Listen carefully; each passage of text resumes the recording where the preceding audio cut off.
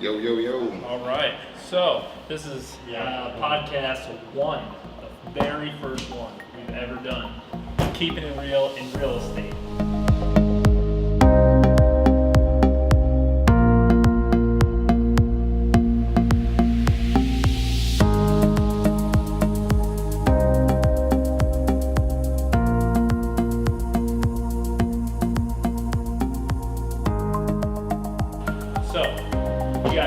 Questions, and mainly these are directed to Jeff, but I will give my 2 cents as we go. One of the questions was how we met. Oh, God. So Jeff has his version of the story. I will give my quick version of the story, which was Jeff was referred to me by a mutual friend who I had done some business with. Said this guy had a really cool product that he wanted me to check out and do some social media for. So I said, great, checked out the product. I said, man, that product's awesome. Reached out to Jeff. Jeff's like, yeah, put together a proposal. So in my infinite wisdom, I decided to shoot an email off with some generic pricing in there that was literally just that.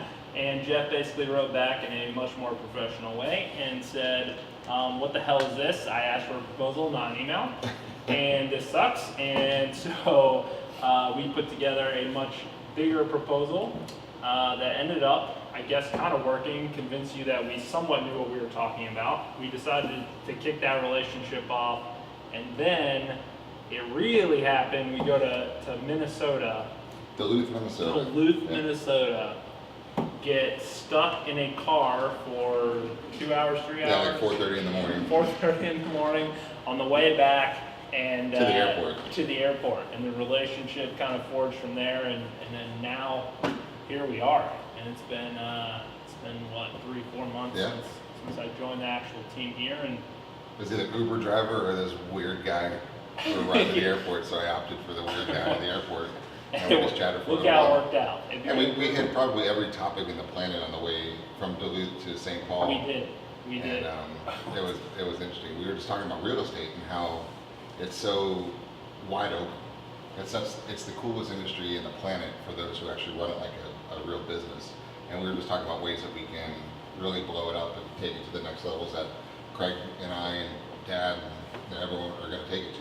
So we just kind of figured out, let's roll with it, let's brainstorm, come up with some ideas, and now he's our chief marketing officer, and we're having some fun and rolling and launching a ton of new initiatives. We're having a good old time. Yeah, it was interesting for me to come into this world because, learning about the history that your dad and you and Craig have done over the last 25 years was obviously extremely impressive, but to come from the outside world where everyone was kind of competing in the digital space, to not really see that happening in the real estate world was pretty wild.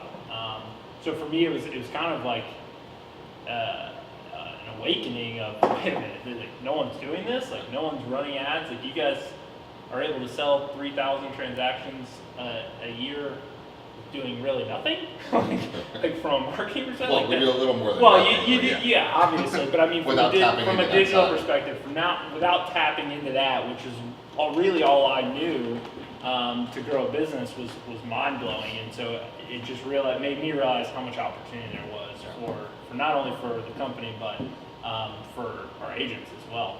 Which kind of leads us into question number 2, which was: is there one thing that you feel like as a whole our agents do not do that they should do?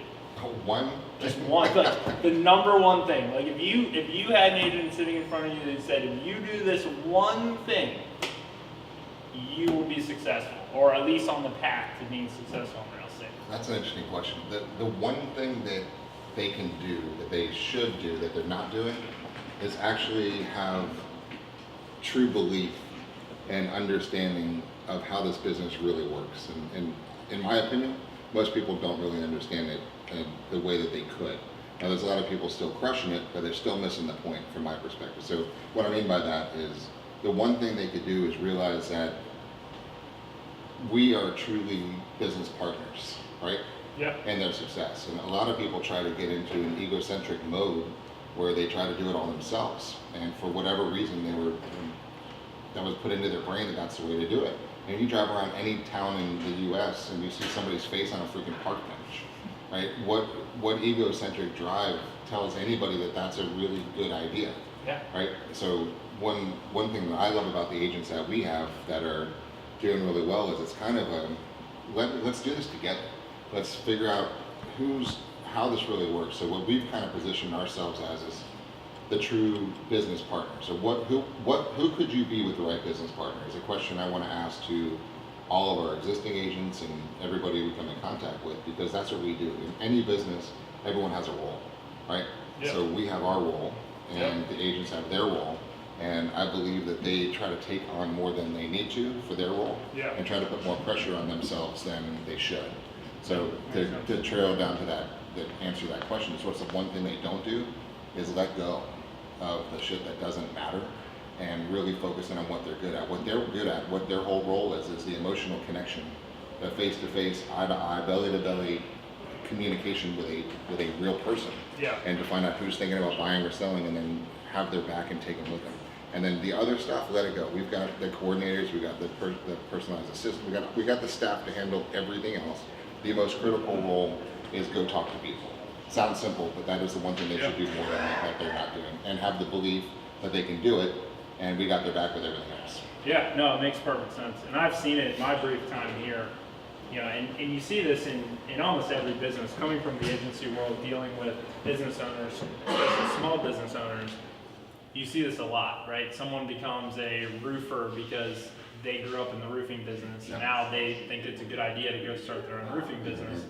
But when it gets too big for where they can't be on the roof anymore, they lose that control, and you see that struggle. And I've seen it with our agents, just sitting down with them on the marketing side and just talking through them and how overwhelmed they seem, because they're for lack of a better term, they're their own business owner, right? They're a small business owner, but they still feel like because they're by themselves as a corporation, or however they've set themselves up as a small team, maybe they have to do it all. Right? And I'm looking around saying, well, you really don't. That's the advantage. You have us, right? You can outsource some of your marketing. You can outsource the ongoing education. You can outsource the support to the PAs. You can do all this stuff that most small business owners have to pay a lot of money for, right? And essentially they are paying that money in their fees, I guess, to split, right? So they're paying for it, which is even worse, because now you have people that are paying for something then I don't even know if they always understand what they're paying for, because they don't use the services that we provide. Some do, some do, some do, and some don't, right? So yeah, so it's interesting. So switching gears a little bit, politics, local politics. Yeah, it's not. We're not supposed to talk about it, but this was interesting to me, because I, obviously not being from the real estate world, never would have really wrapped my head around the importance of local politics. So recently we had the Madeira Beach elections, right, which we were heavily paying attention to and involved in to some degree in trying to understand what was going to shake out there. Is that something that you think that, obviously this is happening in every market, not just Madeira Beach, but it's something that I don't see a lot. Like, we were really the only real estate company that I saw really paying attention to what was happening, and with the shift in power, development completely can change overnight, right? The ability to continue growth and development. Right. So it seems to me, being more from the outside of real estate, that paying attention to what's happening in your local market, whether you're in Madeira Beach or Tampa or wherever, paying attention to what's happening in that local politics is really important, that I don't see a lot of people paying attention to. I think people can pay a little more than they are. In the grand scheme of things, the market's going to do what the market's going to do no matter who's sitting behind the commission desk, right? There's intricacies in every local city that has their own council, like in that town, because there are certain towns that there's people that don't want to go to, right? Because of, and by design, right, by their cities, because they don't want growth. Right? And so they've done a very good job to let people know that, so they'll go elsewhere to try to create the growth. So you really need to understand what's going on. And here's the thing, no matter which side we take, half the people are going to like you, half the people are going to hate you. So you've got to, the traditional conventional wisdom is stay neutral, be Switzerland, and the whole deal. But the reality is, if you get passionate about a feeling, that's fine. Just know that half are gonna like you, half are not gonna like you, no matter what. But that's the case no matter what you're gonna do. So don't you think though that mindset is what holds so many people back from doing almost anything? Like I really feel like a lot of people, especially in the digital world, I see it all the time. When I tell them, hey, you need to produce a video, you need to produce content. Right. They're so afraid that Susie Pants 44 is going to leave a comment that their hair looks stupid, right. that they don't want to go on camera and do it, right. because they're so afraid of what everyone else thinks. Right. Instead of saying, hey, this is what I believe, or this is what I know is going to work, I'm just going to do it. Who cares what Susie Pants thinks? Right. And that's a good point, because you are who you are, right? And you're either going to attract people to that or repel people to that. Yeah. And it's just the fact of life. And too many people get into their own heads of trying to think everyone's supposed to like you. It's never going to happen. Right. And it's just because of your tribal upbringings and how you were raised and to associate with people. You're just not going to click with people. They're going to not like you. Yeah. And some people are going to like you, and it doesn't matter what you do. Your hair could be cut however way, your shirt could be whatever, your language could be whatever, and it just is what it is, but who cares? Yeah. All we do is continue to talk to people and see who we can help. And there's enough people that you come in touch with throughout the course of your day, week, life, that you can serve enough people, you're gonna do fine. And some are gonna like you, some aren't. Just let it go. Be you, be real, be raw, and tell people what's really up. Yeah, and I think the ones that win go all in on the people and the strengths that they have versus worrying a single minute about the stuff that they can't control and the people that they can't control, right? If I know that I'm really good at this, right? I'm really good at talking in front of people, and I'm gonna go in front of as many people as I can, and not worry for a second about the people who don't like me, but go all in on the people that do, I'm gonna win, right? But if I'm holding back and I'm afraid, I'm only gonna talk to half the amount of people that I should, because I'm just so afraid that people aren't gonna like me, those people are gonna lose, especially in this real estate world. You gotta go all in and be who you are, and help as many people as you can along the way. That's the simple matter. Who cares what people think? I mean, here's the thing. We're here for one go around this time, at least, depending on what your exactly. beliefs are. And so we're here for this life to make the coolest life we possibly can for ourselves and our family, and the best experiences we can make. In real estate, we fund our lifestyles by helping people achieve their goals, right? Yeah. That's what we do. And whether it's from a listing or buyer or an agent perspective, that's just what we do. So our personal beliefs is we're just gonna go help as many people as we can along the way. Some people will want the help, some people won't. And then along the way, enough people will to help us get to where we wanna go, because we help enough people get to theirs. Yeah. So if an agent will just go through their process and just stay focused on seeing who I can help, screw who you talk to along the way. And some are gonna like you, some are not, enough will. Right. And just keep it simple. Yeah, I'm with you. I mean, we all have our why, right? We talk about it all the time, let's live our why. And that why is different for everyone, right? For me, I have 2 kids, I have a wife.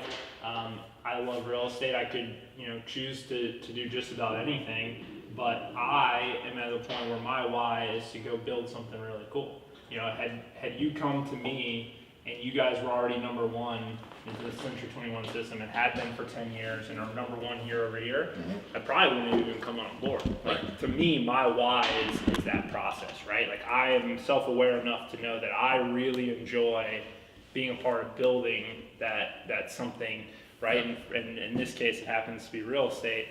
What's your why? Why do you've been successful, you've done this for a long time, obviously you like real estate, but like, what drives you every morning to wake up, field the phone calls of 400 agents, leave, kiss Kai goodbye, kiss your wife goodbye, come here? Like, what drives you to do that? It's fun, right? And I agree. What's fun about this, we have on our walls is have fun, make money, right? And it's kind of a mantra on this thing. What fires me up, and I know fires Greg up and Dad up, and is watching people's lives evolve, right? Because I think I've been fortunate to be raised by the tribe I was raised by with Dad, and the influences that I've been able to see, right? And just see really cool things. See the ups, see the downs, see the wipeouts, see the big money, no money, everything along the way, but just seeing the experiences. So I can picture what kind of lifestyle I really want to provide for now my son, right? Yeah. So my drive is to fulfill those needs, but I don't. That's enough, right? So to know that that's my why. Yeah. So the how is I always joke around with it. Fuck out. Right? It doesn't matter Yeah. how it's going to get. I just know it's going to happen because it's been instilled in me that the more people you help, the more money you make. Right? Yeah. If you help people, enough people get to their goals, you always get. You don't have to worry about anything in your own life. Right. So my drive is watching people come to us that haven't had that exposure growing up, you Yeah. know, and to say this is possible. You can do this. Yeah. Right. So a lot of our role is kind of this is possible. You can do this. And it's not mindset hard, shift. and we have you. We've got Yeah. your back. We're your partners. Let's go do this together. And then watching the little baby steps of them for the first time stepping into the entrepreneurial realm and Yeah. leaving a job that they used to make 30 grand because somebody deemed they were only worth 30 grand. Yep. And now they see, holy shit, I did that in a quarter. Right? Yeah. And then they see, I am good enough. I Yeah, can you do start to this. believe it. And then you see the car pull up, right? And then you see the credit card statements come in and with zero balances on it. And you start to see they bring in the vacations that they're taking their families on. And it's a lifestyle evolution that fires us up, that gives us kind of the goosebumps and the passion to help it happen. So that's what we love is bring it. Yeah. Come with your plan, come with your vision, come with your why. We're gonna help you get there. That's our job. Yeah. Right? Well, So that's the juice. You love the process, and I think that's important for anyone, whether you're the broker, whether you're whatever business you're in, but especially in real estate. You gotta love the process, and I think so many people that I've talked to, they want a lot of those things, but they don't map their behavior to the words that are coming out of their mouth. Yeah, you have to right? have actions Yeah, and skill. you gotta execute, right? And Right. it takes skill. Like, there's no doubt about it. Like, there's a lot of really good basketball players. There's only one LeBron James, Right. right? There's only one Michael Jordan. So people get caught up on, oh, well, this person over here does 100 deals a year. I want to be like them.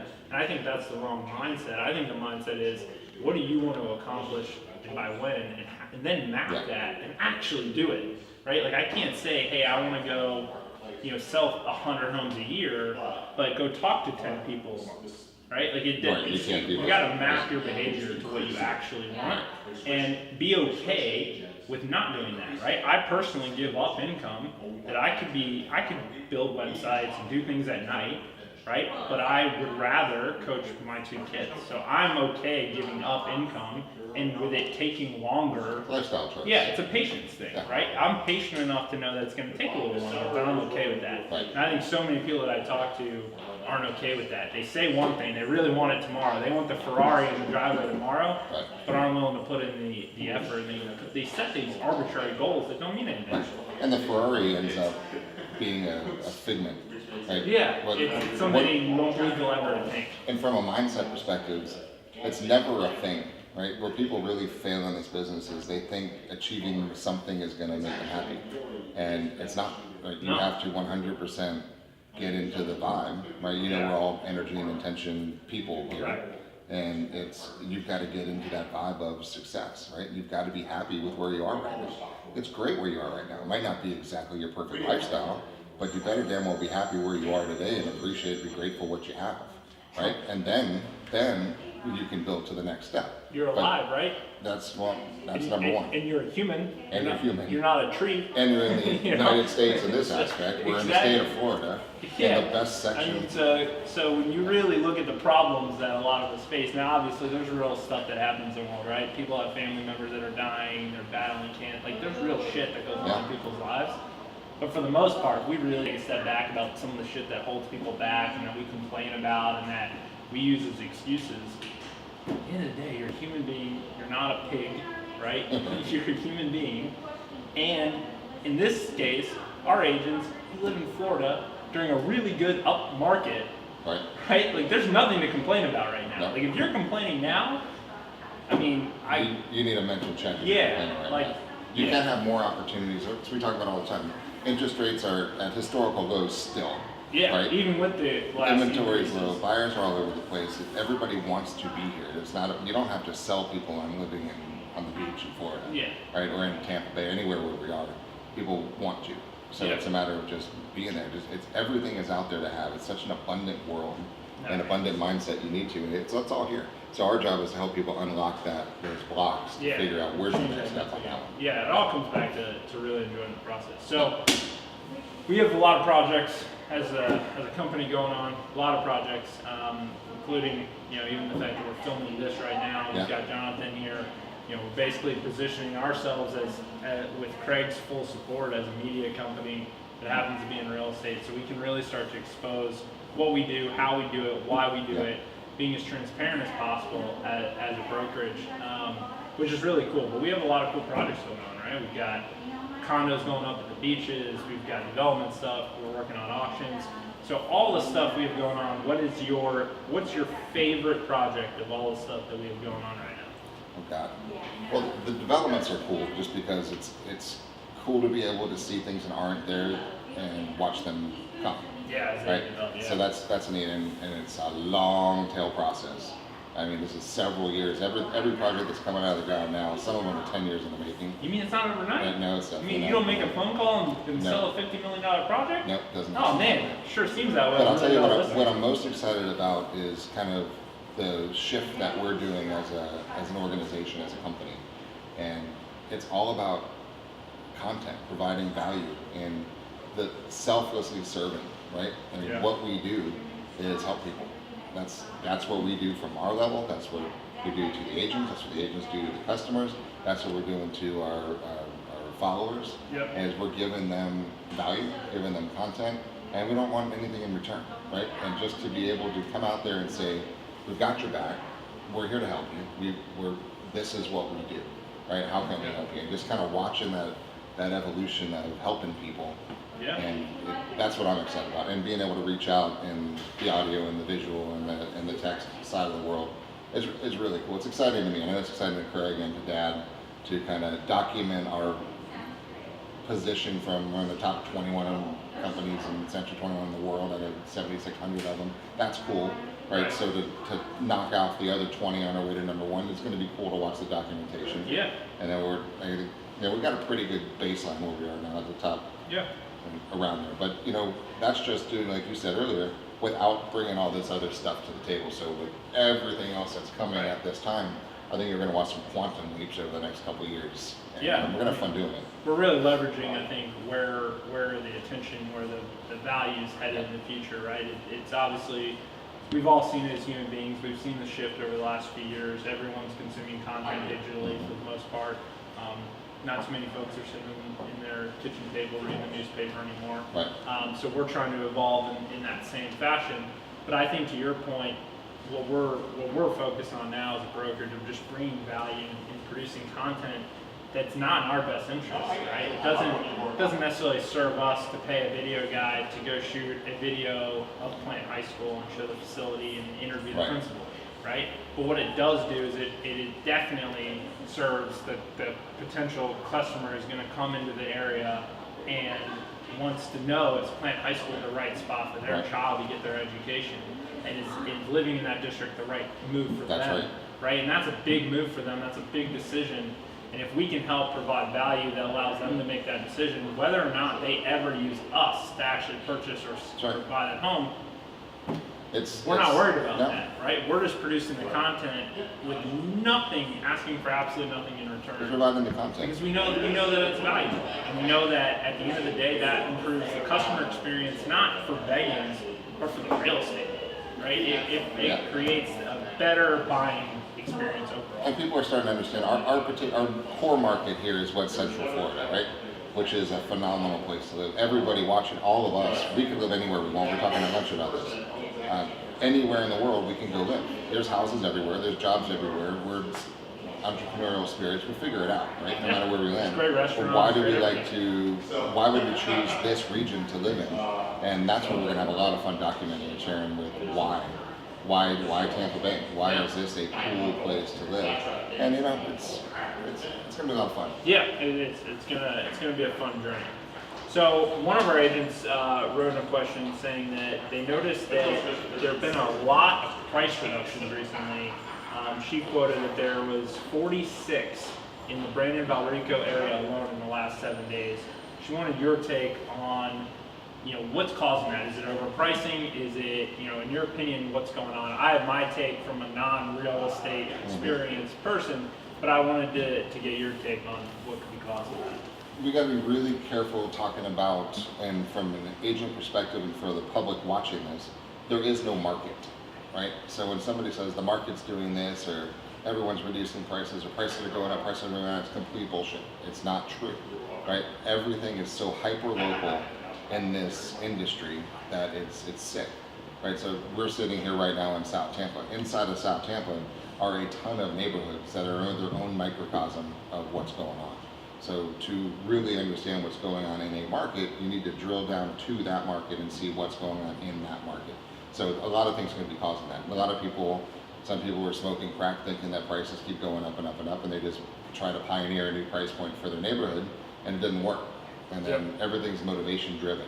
So some of those people, all 46, I think that you wrote down there, some of them have something going on in their life that says, shit, that didn't work, right? What are we going to do now? Yeah, that's true. And the agent really probably didn't advise them, in my opinion, very well. If some of those really need to move and they started high, they missed a lot of buyers. I mean, this is the peak selling season in those suburb markets right now, because school's coming to a close, and this is the time people start to look. And so it's almost could be an attraction strategy to show that you're more motivated than other people. So it's very hyper-local. So it could be, hell, this is what happened. Maybe someone's getting divorced and they said, screw it, get me the hell out of here, and they drop their price. By that one person dropping their price, does that affect everybody else in that neighborhood? Absolutely it does. And somebody loses their house to foreclosure and that records at a super low value because it's sold at auction, does that affect it? Absolutely it does.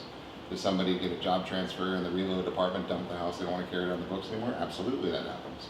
So you've got to understand that there's no real reason, there's no market, there's no real market. Everything is so hyper-local. So I think we as an industry and as salespeople and the buying public, you've got to understand any article you read that says market's up and this is awesome, just throw it in the trash, because it does not have any relevance to the real world of where you're going to be buying. So every market has its own market. Every neighborhood has its own market. So there's not a real answer to that question, except there's a whole bunch of reasons why the reductions could happen. No, that makes sense. Much thorough response than what I was thinking. But for me, for my take, when I first saw the question and just thinking through it, is setting expectations as the agent up front. I think so many agents out there, they're so desperate to get the deal and transaction, they're afraid to say no. They're afraid to stand up. They're afraid to set what they actually believe the price should be worth. And they're sitting across from a difficult seller saying, I want to go at 500, and they know that the house is worth 4. And instead of really putting their foot down or being willing to walk away from that listing, they take it and they go at 5, and then we sit here and play this game. So, which then, and to your point, affects every other home on the market. And that's a dangerous game to start playing, because then you start chasing each other down until someone really gives in. So I feel like, from my point of view, this could be an agent. This could be one agent that made a poor decision that ended up, having a waterfall effect down to all these other ones. So interesting. Okay, but mainly, obviously, something's driving that. The other question that came in was interest rates. Obviously, they're slowly going back up. They're still low, but they're back up from where they were, a month, 2 months. What is your take on what do you think home prices will do? Do you think they'll go up? Do you think they'll go down? What do you think the impact on that will be? I think, again, it's going to be a hyper-local answer, because every market's going to be different. We'll talk global for a second, just kind of the macro picture. We got to understand, why do interest rates go up? Everyone's like, interest rates are going up. Hell yes, thank God interest rates are going up. What does that mean? It means that the economy is strong, right? Because the Fed, adjusts the interest rates, which normally the mortgage rates follow. But the Fed funds rate is important, because when people say rates are going up, it's normally Fed fund, and then mortgages follow. But the reason why they do that is to slow down the growth of a booming economy, right? So I think we need to step back and say, excellent, because the economy is strong, and which means more people have jobs. More people have jobs, they have money. More people have money, they have down payments. They have down payments, they buy houses. So the housing market continues to get strong to a point. Now, every time the rates do go up, buying power goes down. Right? Because today you can buy a bigger house, and as rates go up, your house gets smaller, or in a less attractive neighborhood. Right? So your options limit and shrink as rates do go up, but the market's still pretty strong as that goes to a point. Now, eventually, if rates get back up, like if you see a couple point hike, it starts to knock people out of the buying range that can't really afford. right? As prices are up now, and then rates go up, and you reach a point where prices are higher than where people can really afford, and that starts a readjustment in values that we've seen before. Yeah, I've seen that. Yeah, I mean, I'm with you. I think it's actually a really good thing, because back when you of 06, 07, 08, I mean, I bought a house in 06 or 07 when I was in college. Granted, I was making good money, but I bought that home on stated income. Yeah. I didn't have to produce one document of financial income. And so, when you look back at the lending practices that were happening back then, where it was just, hey, let's give as many people in the world that want homes. Can you fog them? Yeah. You Oh, you have a pulse? Okay, Yeah. here, sign here. Versus what they're doing now, which is, hey, yes, we don't want to slow it down too much, but we're having too much rapid growth. We need to actually just put the brakes on a little bit here, and controlled growth is always, better. Let me hit on that one point, because I want to dispel rumors of, oh no, the market's going to crash, prices are really high, it's going to happen again. Let's be realistic for a second. What caused that last dip was most people watching, right? The reality of it is, like you just said, you had stated income loans, you call them ninja loans, no income, no jobs, no assets, no problem, right? Just sign the paper. That was a flawed system, there's no doubt about it. Nobody could say anything other than that, and it's wrong. Today, you have to have a job, you have to have credit, and you have to have money, or you don't get a house. Right. So that fundamentals are very stable and very strong. So the only thing that it affects the market now is external factors, but it's not going to be interest rates or mortgage or those things. I don't think we're looking ever at what we saw before, thank God, because there's checks and balances in place. But there's fundamentals are strong, so I think people should feel comfortable about that and buy where you want to live, man. Just enjoy the life, enjoy your lifestyle, live somewhere cool. You do this once, right? All right. So what else we have here? So best piece of advice for a brand new agent, an agent out 5 years, and someone who's been doing this 15, 20 years. We'll start with the new agent. What's your best piece of advice if you're a new agent, those out there watching, got their license yesterday, maybe not even decided on a brokerage yet, right? Plenty to choose from. In many ways, we're all very much the same and very different at the same time. But what would be your biggest piece of advice if I was a brand new agent sitting right across from you? I think you need to do a real big gut check, right? And really see if this is something you should go into. Because in my opinion, there's people in this industry that should not be in this industry. And it's just, they're not made for it, and that's not a bad thing, right? This is an entrepreneurial spirit. This is a business. This is a drive business that you have to hustle. You have to talk to people. And a lot of people get in because they want to show houses. That's bullshit. This is not a show houses business. This is a real business where you have to talk to people and get out there and help people solve problems, right? Yeah. So I think too many people, I think HGTV has screwed up everybody's mind thinking real estate is, I'm gonna go get $1 million listing, right, in New York, right? That's not how this real works, right? You have to, I don't care if you're opening up a restaurant, a plumbing shop, a bookstore, or a real estate business, it's work, it's hard work, and you're developing an entire new business. And that's not for everybody. That's why there's very few entrepreneurs. There's a lot of people that want to pretend there are, but a lot of people can't take it. What's the definition? Entrepreneurship is working 80 hours a week, so you don't have to work 40, right? So it's not cut out for everybody. So I think you should figure out what are your strengths, right? Really be honest about your strengths. And if inside that answer is not talking to people, then don't do this, right? Go be a supporting role for somebody and help. If you're great at paperwork and don't like talking to people, you'd be a great assistant for somebody. But if you think you're gonna come in and crush it in this industry, I'd rather burst your bubble right now and tell you to go get a real job. Right? So this is something, if you have the drive and you've got the desire and you're ready to go to work, then second part of that is you better get with somebody who's gonna help you, right? We position ourselves as business partners with our agents, right? Because we get paid when they get paid.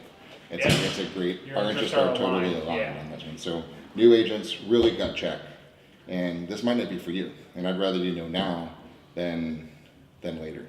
I couldn't agree more with that answer. I think in the world of entrepreneurship, and real estate falls into that bucket.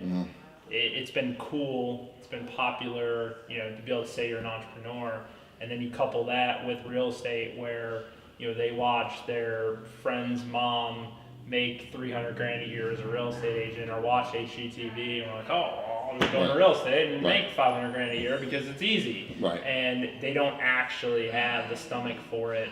You know, they don't have the ability to sit across from someone when they say no, and they cripple, and some of the effects of that are pretty serious.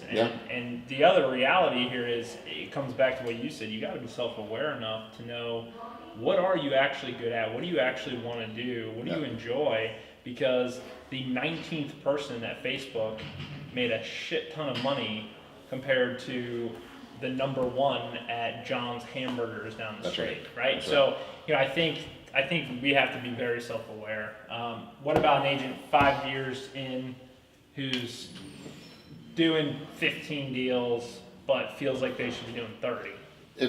If you've been doing this for a couple of years, you get it, right? There's a point in time, you get 8 or 10, 12 deals under your belt, you know you can do this business, right? Now, up until that point, you're hoping you can do this business. So you've got over the hump and you're like, I can do this. I know how to list, I know how to sell, I know how to close, I know how to negotiate. I'm not great, but I'm good, right? You get that point, you've won the freaking lottery, right? And you need to do a little happy dance first, and then realize that you've got unbelievable options in front of you right now, and you can say, all right, what's my next level? What's my next level life, right? And that's an important concept. What is my next level life? And then figure it out. And then all you got to do is say, okay, here's my lifestyle. Go talk to your spouse or your kids or yourself, whoever's part of your life, and say, on this round of life, what lifestyle should we be living? And if you're not living that right now, then let's get to work, right? And let's figure out what it is. How much money is it going to take to live that lifestyle? Chunk it down into simple steps and go talk to people. That's what it boils down to. And that's, we love taking people that got it over the hump, said, this is my business, but now how do I get there, right? That's the fun, is taking them from here to there. Yeah. And experienced agents in the higher levels there, same deal. What's your next level? Some of them are burnt out because they're doing stuff the way they used to do stuff. And once you get to that point, you've been in the business, 5, 10, 15 years, your business is coming to you, right? You've earned that. It's a lot of referral But business. it's stressful. I was talking to one of my agents this morning, and she says, I'm pulled everywhere. My phone's ringing nonstop. I got tons of business, but I'm everywhere, right? Yeah. So you need to learn to focus, get a team, learn to not just say no, but to delegate and help it. If you're specializing in Tampa and somebody wants to look over in Clearwater, go get one of our people in Clearwater the ability to team up with you if you're going to focus over here. So that it's really what's your next level lifestyle. Yeah. It's that first hump, that's the issue. I've seen especially with the 15, 20-year-old agents that have been in this a long time that do have that referral business, I think sometimes they rest on that. From talking with them, they've fallen in love. They've fallen romantic about how they've made their money in real estate, and the game has changed. And when you're dealing with people that, now when you're trying to get that 30-year-old to buy a home from you that's engaging with you in a completely different way, and you're failing to talk their language, right? You basically have become irrelevant to that new market, but you still have your old market. But you still have your old market, but you still have to work that market. Because they'll be stolen because they're getting hit, right? In a world where before no one was hitting them in every possible digital way, they are now. So I think they have to learn to kind of work in today's world, in the 2018 world, not the 2010 world. Love it.